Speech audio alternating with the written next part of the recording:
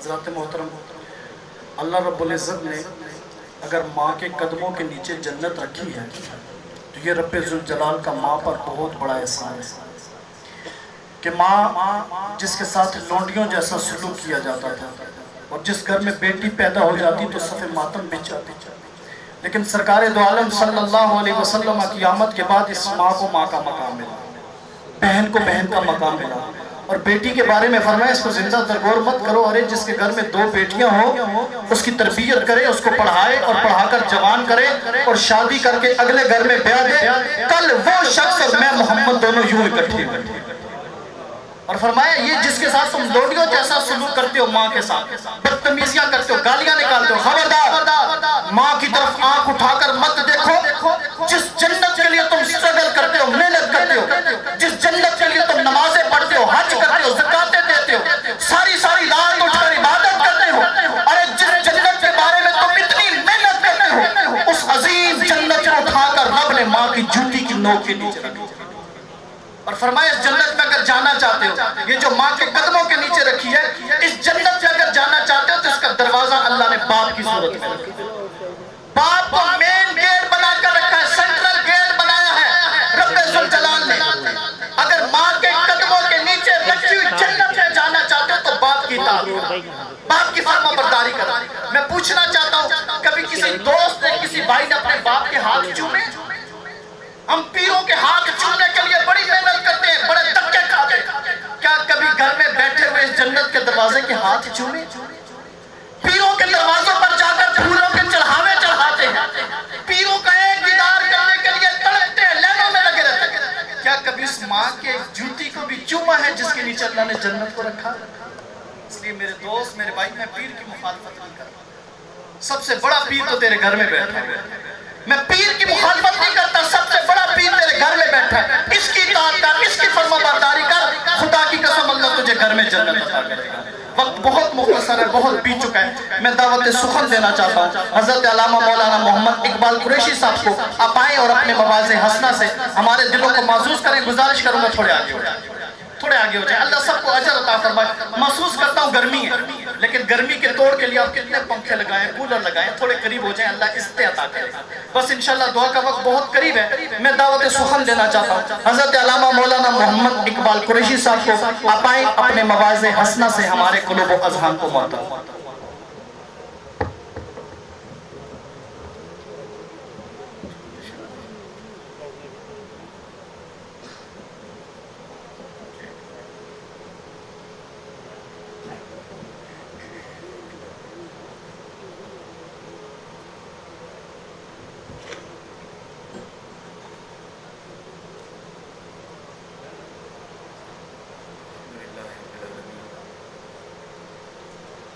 والسلام علی رسولہ محمد وعلی آلہ واصحابہ وازواجہ وذریتہ واہل بیتہ اجمعین، اما بعد، اعوذ باللہ من الشیطان الرجیم، بسم اللہ الرحمن الرحیم، ان اللہ وملائکتہ یصلون علی النبی یا ایھا الذین آمنوا صلوا علیہ وسلموا تسلیما، اللہم صلی علی سیدنا محمد وعلی آل سیدنا محمد نفس صلواتک بعدد معلوماتک وبارک وسلم وصلی علیہ، صلاۃ و سلام علیک یا رسول اللہ وعلی آلک و اصحابک یا حبیب اللہ۔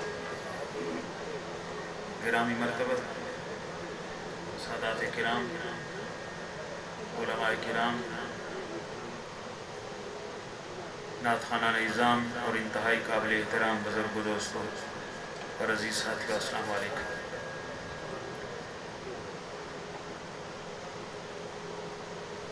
اس وقت ہم ایصال ثواب کی ایک پرنور مجلس میں حاضر ہیں۔ استاذ القراء قاری اجمل علی قادری صاحب نے جس خوبصورتی کے ساتھ قرآن پڑھا، چشتی صاحب نے بارگاہ رسالت مآب میں نذرانہ عقیدت پیش کیا، اور میرے انتہائی محترم علامہ زاہد یوسف صاحب نے والدین کا تذکرہ جس عالمانہ انداز سے کیا، میں سمجھتا ہوں کہ کہنے سننے کے حوالے سے آج کی اس محفل کا مقصد پورا ہو گیا ہے۔ اب دعا کی کثر باقی ہے جس کے لیے ہم سب یہاں پر اکٹھے ہوئے ہیں۔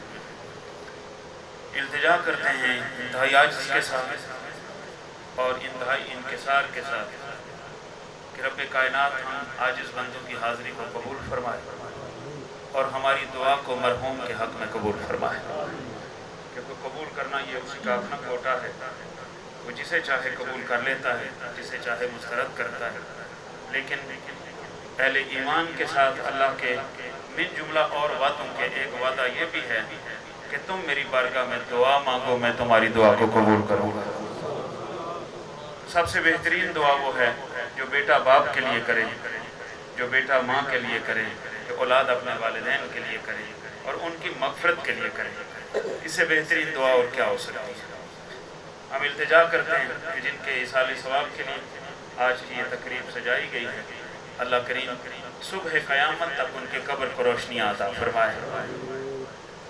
میں نے کسی موضوع کا انتخاب نہیں کیا، علامہ صاحب کی گفتگو سے روشنی لیتے ہوئے کہ انہوں نے ایک جملہ فرمایا اور ممکن ہے ذہنوں میں کوئی خلجان پیدا ہو جائے، چونکہ عجیب دور سے ہم گزر رہے ہیں۔ اب تو صورتحال یہ ہے کہ ایک ملک کے ایک بد نصیب بادشاہ نے یہ کہہ دیا ہے کہ رسول کی حدیث کی بھی ضرورت نہیں۔ ہم فتنوں کے ایسے دور سے گزر رہے ہیں۔ لوگ کہتے ہیں جی ان کی تابعداری کرو، ان کی تابعداری کرو جو پہلے ہی گمراہ ہیں، کس کی کریں گے؟ تو ہم ان فتنوں سے گزر رہے ہیں، تو ایسے حالات میں بہت مشکل ہوتا ہے کسی عالم کا کوئی بات کرنا۔ تو انہوں نے کہا کہ پیروں کے ہم ہاتھ چومتے ہیں، ماں باپ کے نہیں چومتے۔ تو ممکن ہے چونکہ میں بھی پیروں والا ہوں، آپ بھی ہیں، سارے ہیں، ہو سکتا ہے کیونکہ ہم کچھ زیادہ ہی اہمیت دیتے ہیں۔ تو یاد رکھیے گا اللہ کی کائنات میں مصطفیٰ جیسا پیر کوئی نہیں، اب ایسے کرنی جیسا مرید کوئی نہیں۔ یہ بات یاد رکھیے گا، ان کی بات کی تسلسل کے لیے سرکار جیسا پیر کوئی نہیں۔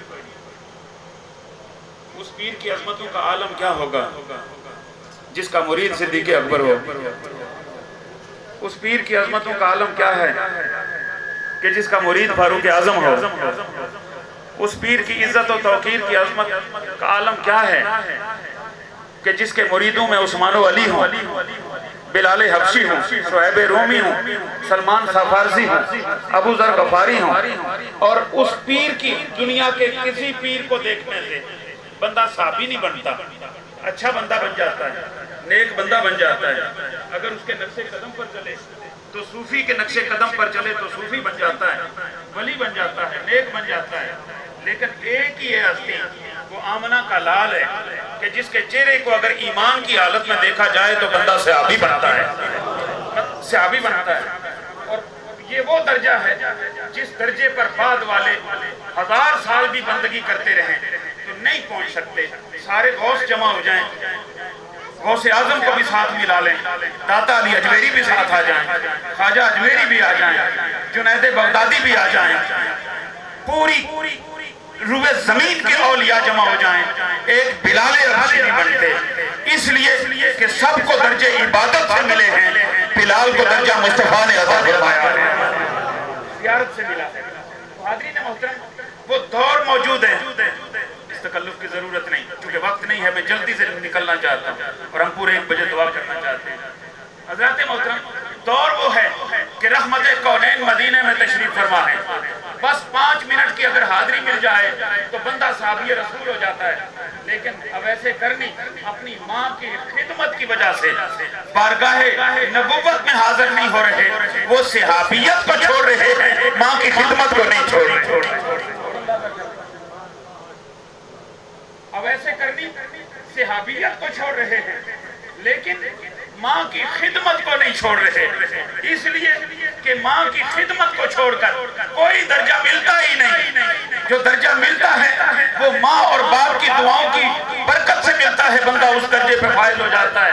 تو حاضرین محترم، یہ نمونہ سیرت طیبہ سے ہمیں نصیب ہوا کہ وہ اویس کرنی جو ماں کی خدمت کی وجہ سے بارگاہ نبوت میں حاضر نہ ہو سکا، رحمت کونین نے دنیا سے جاتے ہوئے فرمایا عمر میرے بعد یمن سے کچھ لوگ آئیں گے، ان میں ایک اویس بھی ہوگا، اگر تم میں سے کسی کی ملاقات ہو جائے تو بخشش کی دعا کروا لینا۔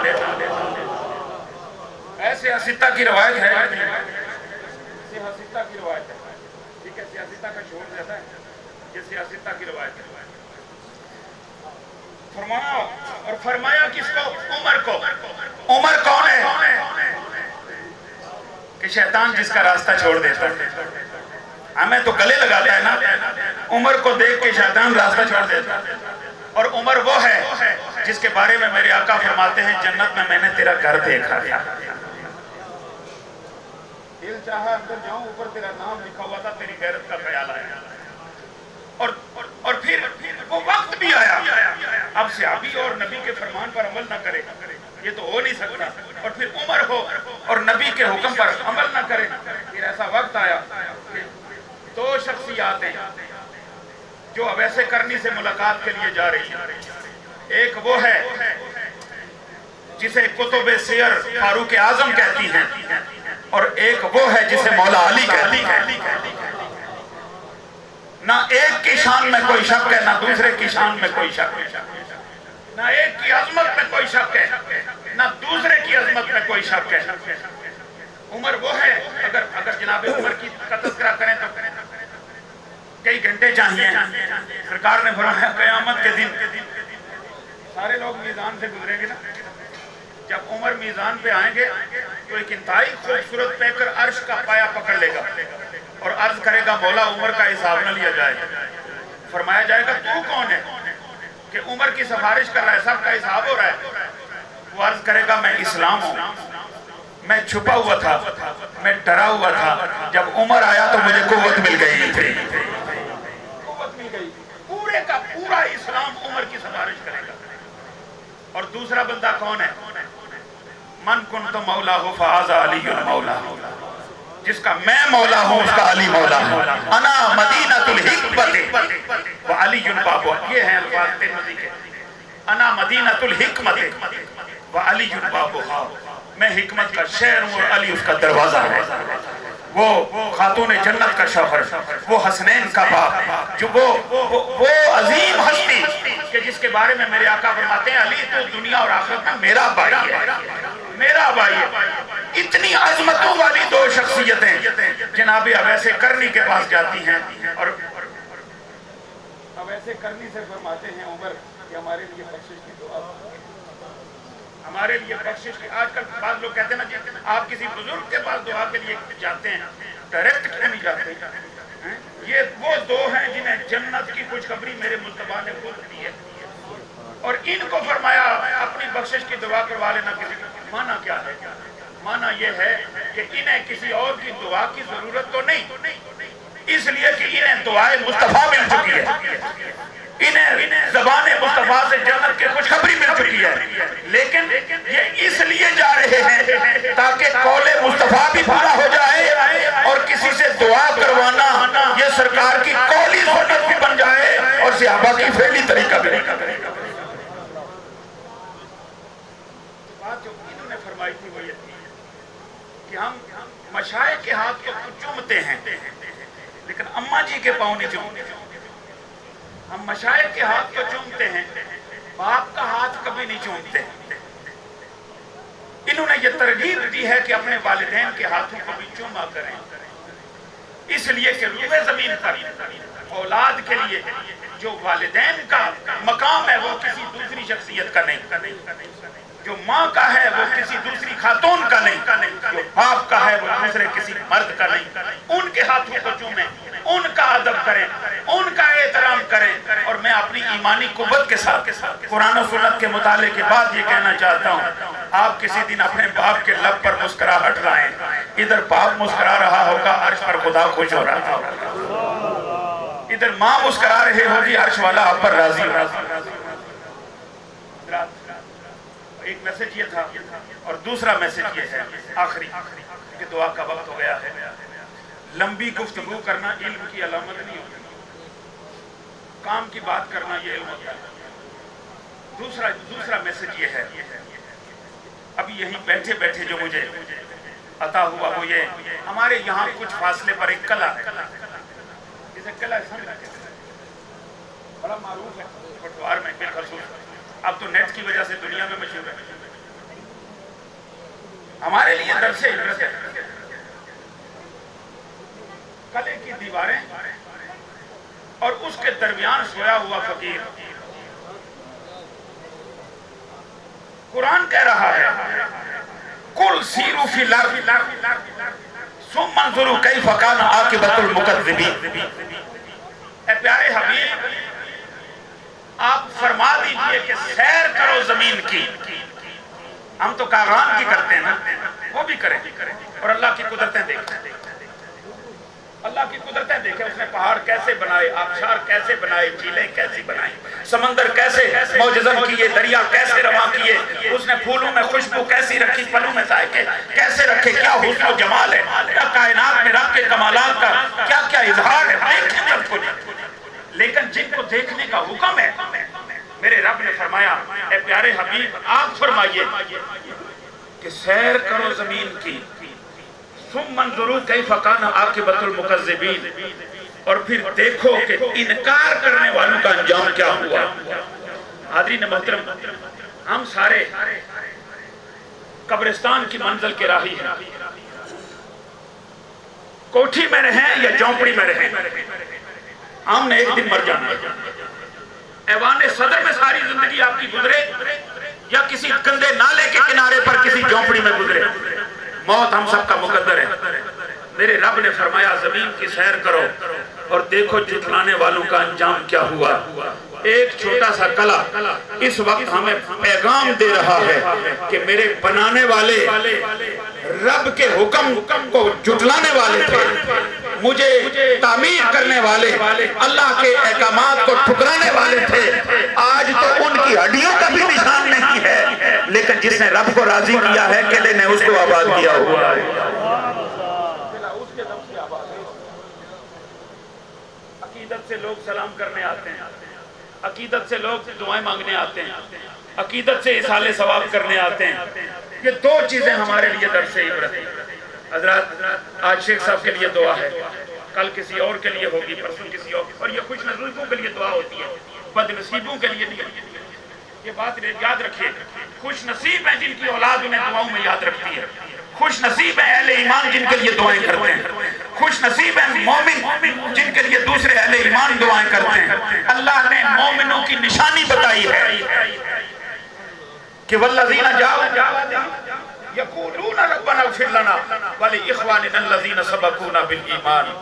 پہلے گزرے ہوئے اہل ایمان کے لیے دعائیں مانگنا یہ مومنوں کا طریقہ ہے، مومنوں کا طریقہ ہے۔ یہ خوش بخت لوگ جن کے لیے دعائیں ہوتی ہیں، پتہ نہیں ہمارا حال کیا ہوگا۔ یہ اصال ثواب کی محفل ہمیں یہ درس دے رہی ہے کہ آج لے ان کی پناہ، آج مدد مانگ ان سے۔ کل نہ مانے کہ قیامت میں اگر مان گیا، آج نماز پڑھ لو، آج روزہ رکھ لو، آج تلاوت کر لو، آج حج کر لو، آج صدقہ دے لو، آج خیرات کر لو، آج ماں کو راضی کر لو، آج باپ کو راضی کر لو، آج پڑوسی کا حق ادا کر لو، آج کسی ناراض کو راضی کر لو، جسے تکلیف پہنچائی ہے اس سے معافی مانگ لو۔ یہ چند کرنے کے کام ہیں، یہ کر لو۔ خدا کی عزت و جلال کی قسم، بندہ جب اس پروسیجر سے گزرتے ہوئے آگے نکلتا ہے تو قبرستان میں نہیں جاتا، جنت کی کیاری میں جاتا ہے۔ اس کی قبر مٹی کی ڈیری نہیں ہوتی، روزہ تم ریاض الجنہ ہوتی ہے۔ بس یہ چند باتیں تھیں جو میں نے آپ کے سامنے کر دی اس مختصر سے وقت میں۔ رب کائنات ہماری حاضری کو قبول فرمائے، پہلے ہماری خطاؤں کو معاف فرمائے، اور پھر جو دعا ہم کریں اللہ اس کی برکتوں سے مرحوم کو مالا مال فرما کر صبح قیامت تک ان کی قبر پر اپنی رحمت کی برسات نازل فرمائے۔ السلام علیکم۔ ماشاءاللہ یہ تھے جناب محمد اقبال قریشی صاحب، بڑے پیارے انداز میں واعظ و نصیحت فرما رہے تھے۔ اللہ تعالیٰ ان کا بیان کرنا قبول فرمائے۔ ابھی انشاءاللہ دعا کا وقت قریب ہے۔